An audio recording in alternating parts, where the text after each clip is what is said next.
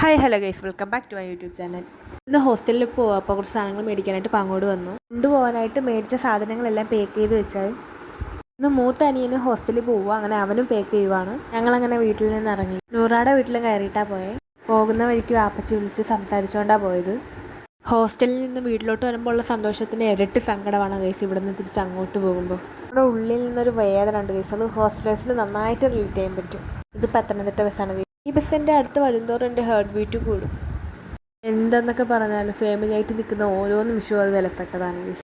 ഉമ്മച്ചി കിളിമാനൂർ ബസ് സ്റ്റാൻഡിലാക്കി തന്നു. ബസ്സിൽ നല്ല തിരക്കായിരുന്നു. നിലമേലെത്തിയപ്പോൾ എനിക്ക് സീറ്റ് കിട്ടി. ഇന്നും ബുദ്ധിമുട്ടേണ്ടി വന്നില്ല.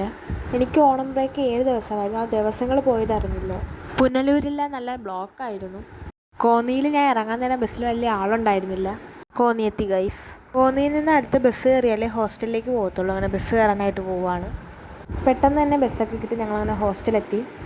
ഇതാണ് ഗൈസ് ഞങ്ങളുടെ റൂം.